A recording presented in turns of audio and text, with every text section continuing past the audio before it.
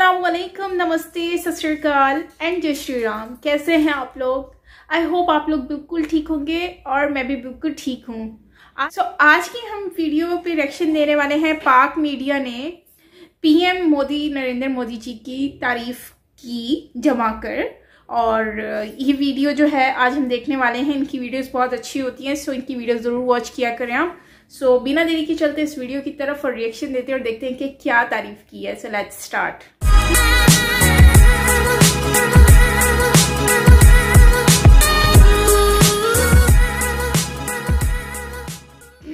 Passport जो है वो सिर्फ इथोपिया से और गालिबन अफगानिस्तान से ऊपर है, उसके अलावा सबसे हम नीचे हैं। मतलब जितने दुनिया के ममालिक हैं जिनके पास पासपोर्ट हैं, तो वो सब में पाकिस्तान का ये नंबर है। ये उसने वो की थी, मतलब एक ट्वीट की थी जिसके ऊपर अब जो है ना कौम उसके पीछे पड़ी हुई है। तो इंडिया तो लाजमी सी बात है, इंडिया का पासपोर्ट तो बहुत ऊपर है। वो तो शायद मतलब टॉप 40 या 50 के अंदर अंदर कहीं है, या टॉप 60 के अंदर है। बांग्लादेश का यूएन बहुत अच्छी पोजीशन के ऊपर है। लोग उनको मतलब जिसे कहते हैं कि वीजा ऑन अराइवल और ये सारी फैसिलिटीज होती हैं, तो उसके ऊपर इन्होंने कहा कि भाई आपने क्यों ये कहा हुआ है कि हम इथोपिया और अफगानिस्तान से भी नीचे हैं। और उसके बाद एक ट्रेंड शुरू हुआ कि आप माफी मांगो, इकरारुल हसन तो माफी मांगो। और उसके अंदर ऐसी दौड़ादड़, इंडिया को जो इंडिया इंडिया ये वाला यूज करके नाम उसका लिखा जा रहा है। मैंने कहा यार आप लोग, मुसीबत ये हम लोगों की ना। और उसने एक ये भी बात सॉरी की अपने ट्वीट में कि यार हम लोग जो है ना एक बहुत बड़ी खुशफहमी में रहते हैं। ठीक है, हम बनते बहुत बड़े बड़े हैं, लेकिन कोई चीज होगी ना तो हम देखेंगे कि अमेरिका से अगर किसी तरीके से हाथ लग जाए, यूके से लग जाए, यूरोप से लग जाए, इंडिया हमारा पड़ोसी है। अभी जिस तरह वैक्सीन के हवाले से बात हो रही है, हम बनाने वाले नहीं है, उन्होंने बना ली, डिस्ट्रीब्यूट हो रही है, धड़ाधड़ लगे हुए मोदी जी को जितनी मर्जी लोग यहाँ पे गालियां पाकिस्तान में दे, लेकिन उस बंदे ने जो कहा वो करके दिखाया। बात है, मैं मतलब कहता हूं कि यार दोस्तों, आप सभी ने देखा होगा पाकिस्तान मीडिया को प्रधानमंत्री नरेंद्र मोदी के बारे में अपनी राय रखते हुए, लेकिन एक बार फिर से आप गौर करिए, ये हैं आरजू काजमी। आप इन्हें लगातार सुनते आए हैं। प्रधानमंत्री नरेंद्र मोदी के बारे में क्या राय रखती हैं ये आप सभी सुन रहे हैं। तो इससे पहले फिजा और किरण, तमाम न्यूज़ एंकरों को हमने सुना है। प्रधानमंत्री नरेंद्र मोदी के बारे में वो क्या राय रखती हैं वो भी हमने सुना है, लेकिन आरजू काजमी थोड़ा हटके है। जब इनसे सवाल पूछा जाता है कि आखिर प्रधानमंत्री नरेंद्र मोदी बेहतर क्यों हैं, इमरान खान के बारे में आपकी क्या राय है, उस सब पर वो करारा जवाब देती हैं और वो बताती हैं कि प्रधानमंत्री नरेंद्र मोदी इंडिया में काम कर रहे हैं, इसीलिए इंडिया की जो जनता है वो अपना सिरताज समझती है उन्हें। मोदी जी को हम जो मर्जी कहें, लेकिन वहां के लोग उसको मतलब जिसे कहते हैं ना सर का ताज समझते हैं। और अच्छा भी है, अगर उनके लिए वो काम कर रहे हैं तो वो कर रहे हैं। हमारे वाले को हम जो मर्जी कह दें, यूतिया जितनी मर्जी कोशिश कर ले, लेकिन वो डिलीवर नहीं कर रहा। अगर हमारे वाले तो कब्रें खुदवा रहे थे, कह रहे थे कि सुकून सिर्फ कब्र में मिलेगा, और हमारे यहाँ तो कब्रिस्तान बड़े किए जा रहे थे। जिस जमाने में आपको याद होगा कि कोरोना वायरस बहुत स्ट्रांगली फैल रहा था, तो हमारे यहाँ तो कई जगह पे तस्वीरें आई थी, फुटेजेस आई थी जहाँ पे कब्रिस्तान बड़े किए जा रहे थे। इनका ख्याल था कि इतने लोग मर जाएंगे। हमारे तो प्राइम मिनिस्टर के अपने अल्फाज हैं कि मैं सोच रहा था कि इतने मरेंगे, लेकिन अनफॉर्चुनेटली इतने नहीं इतने मरे। तो वो सोच में फर्क है। और उसके बाद हम कहेंगे कि नहीं जी दुश्मनों की तारीफ कर रहे हैं। भाई दुश्मन अपने लोगों को जिंदा रखने की कोशिश कर रहे हैं, तुम मारने की कोशिश कर रहे हो, क्या फर्क है? आरजू, रात को मेरी एक दोस्त है, उससे बात हो रही थी इंडिया में, तो मुझे कह रही कि भाई हमारे यहाँ मेडिसिन जो 1000 की थी या 800 रुपीज की थी, वो इस वक्त हमें 200 रुपीज में मिल रही है। मैंने उससे लिखा हमारे यहाँ जो 200 की थी वो मोर देन 1000 में मिल रही है। मैंने कहा फर्क देखो। उसने कहा बड़ी बड़ी मेडिसिन जो बहुत ज्यादा महंगी होती थी उसकी प्राइसेस को कट डाउन करके कर दिया। अच्छा, इनके पास एक बड़ा वो है जिसके ऊपर ये बड़ी बातें करते, दो बल्कि बातें करते जी। वहां पे लोग फुटपाथों पे सोते हैं, वहां पे लोगों के पास टॉयलेट्स नहीं है। ये दो बातें मतलब जिनके पास इनके अलावा कोई नहीं है। भाई सोते होंगे, टॉयलेट्स नहीं होते होंगे, हो सकता है 5-7 साल पहले होता होगा या 10 साल पहले होता होगा। उस वक्त पाकिस्तान की पोजीशन भी कोई इतनी अच्छी नहीं थी, ठीक है, लेकिन पाकिस्तान की पॉपुलेशन कम है तो इसलिए इतना नजर नहीं आता। वहां की पॉपुलेशन ज्यादा है तो शायद वहां पे ज्यादा नजर आ रहा था। लेकिन उन्होंने उसके ऊपर भी जिसे कहते हैं इमरजेंसी बेसिस पे उसके ऊपर काम किया और उसकी बेहतरी आई है। लोगों का जो लाइफ स्टैंडर्ड है, मतलब लाइफ स्टाइल है, उसको बेहतर किया, लाइफ इंडेक्स को बेहतर उन लोगों ने किया। और अगर 1.5 अरब की पॉपुलेशन का लाइफ इंडेक्स आप बेहतर कर रहे हैं, उसको उसके अंदर अगर 1% 2% का भी फर्क आरजू आए तो ये बहुत बड़ी चीज बनती है। हमारे से 5 गुना बड़ा मुल्क है वो, मतलब पॉपुलेशन के हवाले से कह रहा हूं, मतलब लैंड के हवाले से भी बड़ा होगा, लेकिन इतनी बड़ी पॉपुलेशन को आप सर्व करते हैं, आप हर किसी को वहां पे घर पे एलपीजी पहुंचाते हैं, आप उनको इलेक्ट्रिसिटी पहुंचाते हैं, आप साफ पानी पहुंचाते हैं। कितने इस इस्लामाबाद के अंदर एक एक घर, जो मतलब कम से कम भी घर 3 करोड़ रुपए से शुरू होता है, मुझे बताएं कि कहीं पे एक सिंगल जगह पे भी आपको सरकार के हाथ से साफ पानी आता हो? मुझे कोई चैलेंज करके देखता हूं इस पूरे इस्लामाबाद में, मुझे एक सिंगल जगह दिखा दो। सब में नेस्ले और इस तरह की मिनरल वाटर कंपनियों का पानी आ रहा है। क्यों?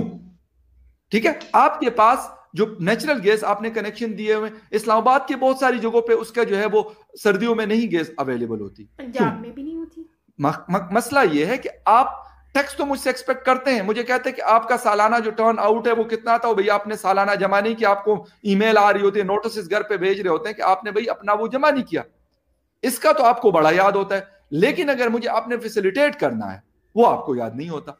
मसला ये है कि वहां पे अगर लोगों से उनको वो टैक्स ले रहे हैं लोगों से, तो उसके ऊपर लोगों के ऊपर उसको खर्च किया जाता है, उनको फैसिलिटेट किया जाता है, लेकिन अगर मुझसे टैक्स लिया जाता है मुझे उसके अगेंस्ट क्या फैसिलिटी मिल रही है?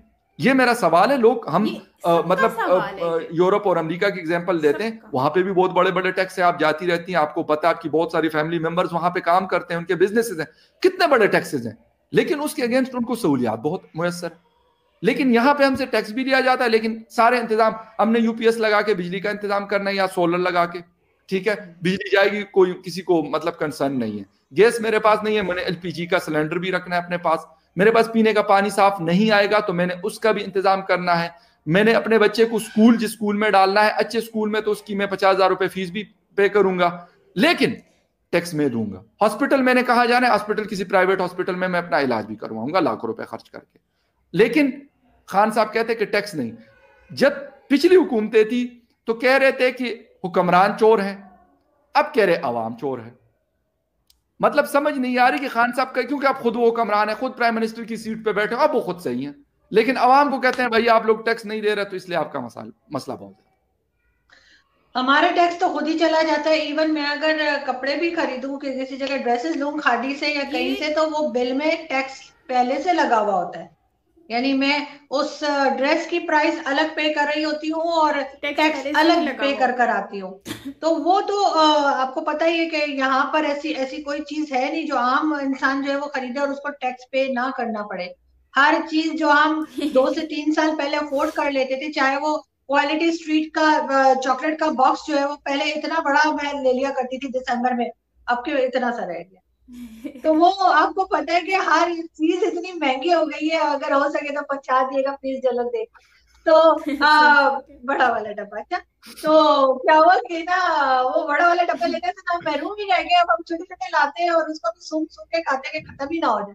तो वो लोगों की ये हालत रह गई। और ये ऐसा नहीं कि 10 साल में 20 साल में हुआ हो, ये विद इन 2-3 ईयर्स ये हालत हुई है लोगों की। और रोटी का जैसे वीडियो में भी जिक्र किया कि 5 रुपए की रोटी आती थी, जो कि मजदूर जो लोग कहते हैं घर में नहीं बनाते, तो भाई जो मजदूर बाहर काम कर रहे हैं वो घर थोड़ी जाएंगे रोटी पकाने, उनको 5 रुपए की रोटी मिल रही थी 3 साल पहले। अब वो 20 रुपए की रोटी लेंगे, उसके साथ कोई सब्जी या सालन लेंगे, तो सोचे कि उनके लिए कितना मुश्किल कर दिया। और सैलरीज उधर ही है, मजदूर की मजदूरी उधर ही है, सब चीजें उधर ही है जो 3 साल पहले थी। लेकिन जो यानी जो सैलरीज मिलती थी, जो उजरत मिलती थी, लेकिन जो सामान वो लेने जाते हैं खाने पीने का या कुछ भी, वो कहीं से कहीं पहुंच चुका है। राइट। अच्छा, एक तो ये कि अगर क्वालिटी स्ट्रीट आपको मिली तो मतलब मुझे भी कुछ शेयर वेयर उसमें से दे दीजिएगा, मतलब मैं आपको थैंक यू कहूँगा, क्योंकि कुछ लोगों ने तो खैर बर्थडे पे थोड़ी मोड़ी भेजी, लेकिन अगर आपको बड़े वाले डब्बे आ गए तो फिर, क्योंकि मेरी बड़ी पसंदीदा है, फेवरेट चॉकलेट है, बहुत मजे की होती है, तो वो कर दे। एक बात यहाँ पे और कर दूं कि आपने महंगाई की बात की है, तो तकरीबन 3 दिन पहले की बात है, मैं अपनी गाड़ी के मतलब व्हील बैलेंसिंग अलाइनमेंट के लिए लेके गया था। मुझसे अभी मेरे पास वो बिल बल्कि अभी भी गाड़ी में पड़े हुए हैं 2017 एंड के या 2018 के। बिलीव मी कि उसमें जो 700-800 रुपए लगते थे, उन्होंने उस पैसों को 2100 कर दिया, यानी 3 टाइम उसको बढ़ा दिया गया। और ये इसी 2-2.5 सालों में जो हमारे रियासत मदीना वालों की हुकूमत आई है, इमरान खान साहब की, जो मैं अफसोस करता हूं कि मतलब ये उस जिसे जो कंसेप्ट था ना उस रियासत का, उसको ये मैं यही कहूंगा कि अफसोस के साथ ये पता नहीं क्यों उसके पीछे पड़े हुए हैं। खुदा के बंदो छोड़ दो यार, वो मतलब क्यों कंपैरिजन कर रहे हैं उस वक्त और इस वक्त के साथ। तो ये हालात है। एक चीज के अंदर आप अगर किसी शॉप पे जाते हो, अगर आप जिस तरह आपने बात की कि आप मतलब कोई कपड़े वगैरह लेते हो, खाने पीने की चीजें लेते हो, तो उसमें प्राइसेस जो है वो डबल नहीं बल्कि 3 टाइम ऊपर गई हैं। और फूड वाले आइटम्स तो सबसे ज्यादा महंगे, जो हर किसी की जरूरत है। मैं कहता हूं ब्रांडेड कपड़े हर कोई नहीं लेता होगा, कपड़े तो उसने पहनने हैं, रोटी तो उसने खानी है। वो बेशक बहुत पैसों वाला है या कम पैसों वाला है, उसका पेट तो मांगता है ना कि रोटी उसने सुबह दोपहर शाम या जो भी है सुबह या शाम को खानी है उसने रोटी, उसका वो क्या करेगा। आप जिस जिस चीज की तरफ जाते हैं तो उसकी प्राइसेस जो है वो आपने 3 टाइम कर दी। और वही आप वाली बात है कि सैलरीज तो नहीं है, जॉब्स नहीं है लोगों के पास। आप सैलरीज हम क्या बात करें, बहुत ज्यादा लोग जॉबलेस हुए हैं इन 2 सालों में, बहुत बड़े लार्ज स्केल पे ही हुआ है। और ये स्टैटिस्टिक ब्यूरो ऑफ स्टैटिस्टिक की रिपोर्ट आई है, ये जो गवर्नमेंट का इदारा, उन्होंने कहा कि यार बहुत सारे लोग जो है इन 2 सालों में वो जॉबलेस हुए। क्यों? मतलब खान साहब तो ये दावे कर रहे थे कि मैं 50 लाख घर और 1 करोड़ नौकरियां दूंगा, वो तो पता नहीं शायद करोड़ के पता नहीं 50 लाख को बेरोजगार कर गए। सर जी जी अब काला कानून कैसे? जैसे हमारी ज़मीनें हैं, ये अडानी को इन्हें दे रहे हैं भाई, हम खेती करेंगे, हम किसान के बेटे। आपको किसने बोला कि अडानी को दिया जा रहा है? जी हमने, अरे इसमें लिखा है। किसमें? ये लिखा है कानून में लिखा है? ये कानून में लिखा है? नहीं मैं बताऊंगा ना, ये काला कानून इसलिए है कि हमारी फार्मिंग में क्यों दे रहे हैं, क्यों भंडारण का सारा जो है एक ही आदमी को दे रहे। अनलिमिटेड भंडारण क्या है? एक आदमी किसको दिया गया? एक आदमी वो है जो पूंजीपति है, अडानी और अंबानी, उनके साइलो बन चुके ना। मेरा तो नहीं बनेगा, ये आदमी तो नहीं कर सकता भंडारण, ये तो नहीं कर सकता। करेगा कौन? जो देश का पैसे वाला होगा, पूंजीपति होगा।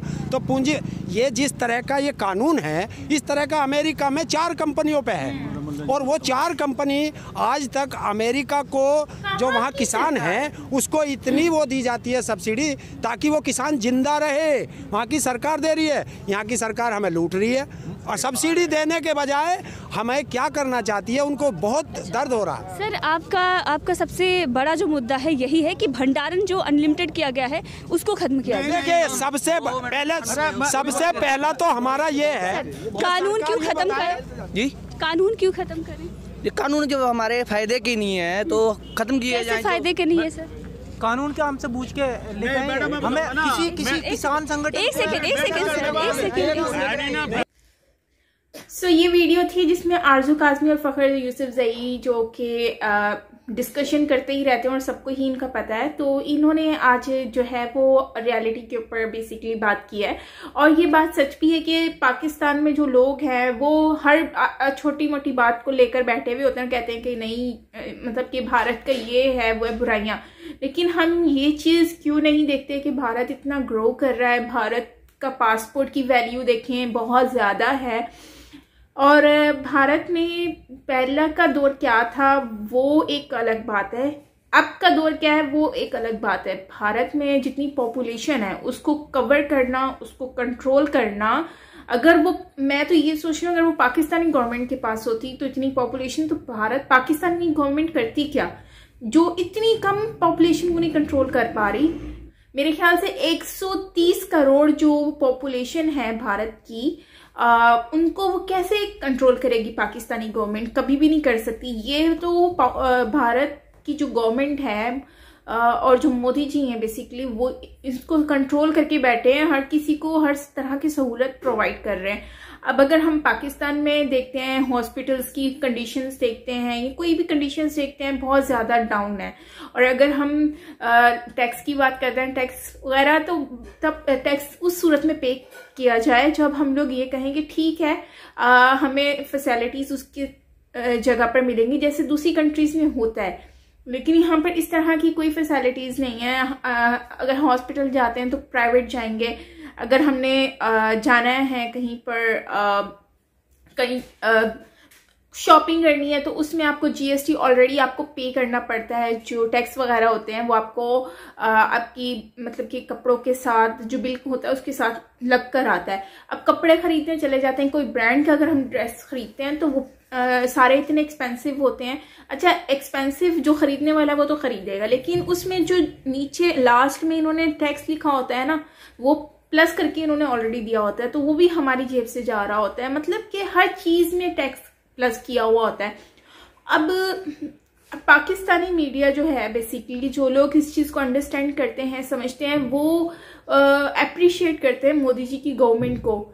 मैं भी अप्रिशिएट करती हूँ, क्योंकि उन्होंने इतनी अच्छे से सबको संभाला हुआ है। ऐसी तो नहीं ना, भारतीय जनता जो है वो उनको प्यार करती है, उनको अप्रिशिएट करती है, क्योंकि वो काम कर रहे हैं, वो करके दिखा रहे हैं। चाहे वो कोई भी हो, रोड का काम हो या फिर डेवलपमेंट का काम हो या फिर इकोनॉमी का काम हो। और भारत को देखिए ना, कितने ऊपर अपर लेवल पे जा रहा है। इनकी जीडीपी की बात कर ले, मिलिट्री की बात कर ले, मतलब जो आर्मी वगैरह है उसका रैंक देख लें, हर चीज में वो आगे है। रोटी की जहाँ आरजू काज़मी ने बात की, तो यार रोटी 20 की नहीं आती है। मैंने पहले भी वीडियो में बताया था कि रोटी जो है वो 10 रुपए की आती है। अब वो कौन सी रोटी खरीदती हैं, माइट भी वो नान वाली रोटी खरीदती हैं, नान खरीदती हैं, गार्लिक नान भी जो सादा नान होता है वो 10 रुपए का मिलता है, और जो गार्लिक नान वगैरह होता है फिर वो जाहिर सी बात है वो महंगा होता है। लेकिन मैं नहीं कह रही कि ये रोटी सस्ती है 10 रुपए, पहले 5 में आती थी, अब 10 रुपए में आती है। लेकिन जो आरजू काज़मी कह रही थी कि 20 की आती है, तो वो नहीं है ऐसा। 10 रुपए की रोटी आती है। अब अच्छे वाले बड़े वाले रेस्टोरेंट में आप जाके अगर खाएंगे तो फिर वो जाहिर सी बात है 20 क्या वो 50 की भी आपको रोटी मिलेगी वहां से। तो ऐसे यहाँ पर 10 रुपए की मिलती है।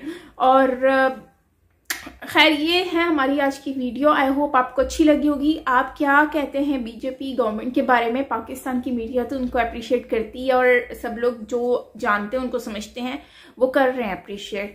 सो आप बताइए कमेंट के थ्रू कि आपको कैसी लगी ये वीडियो। सो मिलते हैं नेक्स्ट वीडियो के साथ। अपना बहुत सारा ख्याल रखिएगा। मैं हूं साइमा पीरज़ादा। Bye bye.